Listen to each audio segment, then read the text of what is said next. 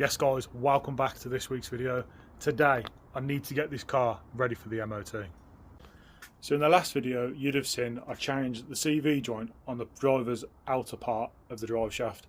So while I was under there I checked around and had a look at everything else. Everything else under there seems like it's okay, and all the boots are intact, there's nothing split and leaking. The ball joint for the tie rod is questionable because as I was trying to get that off to fit the CV joint, I did nick it a little bit, so I'm hoping that they don't see that, but if they do, it's fine, I can get that changed, that's no problem. But I've had a quick look over the rest of the car, things like the lights, check the seat belts, they all work, horn works. So one of the things that I noticed wasn't working is the rear driver's side number plate light, so I've ordered some new ones. So in this box are two new LED number plate lights.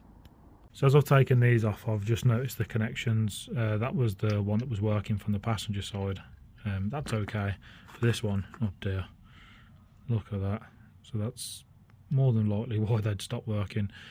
So the new ones are now in, and I wrapped some electrical tape around the connection, obviously on the car, just to try and help it that little bit more. While we're at the back of the car, I thought I'd check obviously the other lights. You've got two normal side lights and the reverse light, two normal side lights, and then that one is the rear fog light, and then obviously the new LED number plate lights. The car turned around now, you can see fog lights, side lights, headlights and indicators are working. I've also checked the indicators around obviously the sides and the back of the car, and they're working as well, so lights is a check. I just thought I'd say as well guys, with checking lights and stuff, if you put your indicator on and it sounds normal,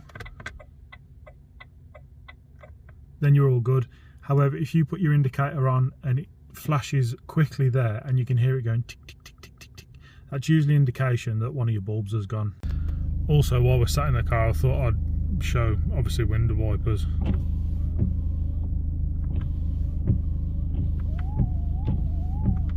So they're all working. Rear wiper, all good. Horn as well, that's another one. There you go, horn works. Next thing I want to check is the tyres. So we're going to be checking obviously all four corners, making sure there's no cord showing through, making sure there's no uneven wear, or just to make sure there's no wear as well. So we'll go through those right now. Starting the passenger front, and obviously all the tread looks fine all the way across, there's no unusual lumps or bumps in there. And just in here, just there, that's the tyre wear indicator, and there's still plenty of tread there, so that one's all good. Bit trickier checking the rears, you've got to get right down to have a look, or obviously jack the car up, but they all look fine to me. There's no uneven wear, there's no cord showing, and all the tread seems pretty even. So another one to check obviously whilst you're inside the car is the handbrake. It's nice and simple, pull it up, make sure it doesn't go past, I think it's 6 clicks, so as long as you're okay, as long as it doesn't go past the 6, then you're okay. And obviously as long as you're not having to pull it, instead of, if that's the flat position, off position, you don't want to have it proper vertical, because you'll more than likely be going past 6 clicks and it won't be enough force on the rear to sort of clamp that brake. So realistically, from a non-mechanic kind of point of view, there's not really much else you can check on the car without having the correct tools and equipment to do so. Lights, seat belts, tyres, horn, handbrake, wipers, all those kind of things, make sure they're all okay. And they're easy enough to check, aren't they? It's probably taken me about 10 minutes to do this, so it's easy enough. Things that are underneath the car, like your suspension, your exhaust and things like that, you can check yourself, but you need to have a decent pry bar to get the ball joints and everything like that moving. So yeah, those are things you can check. Another one I've just thought as well guys, brake pads and brake discs. So again, it's fairly easy to check. Make sure there's no major scoring on the discs, and on the inside just there and the outside here, make sure there isn't a big lip. Now you can check the other side as well, just put your finger around the back, make sure there's no lips. If you look sort of, I don't know if I'll be able to get the camera in, but if you look down there, you should be able to see the brake pad. Obviously you can make sure that there's enough pad wear left on there. So yeah, that's another good one to check. So I don't think there's much else visually that I can sort of check this car over for.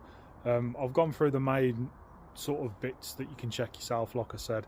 So the only thing left to do now is get up to the MOT station. So I'm just up at the MOT place now. Obviously the car's inside just being tested and that. There's a horn, right on cue.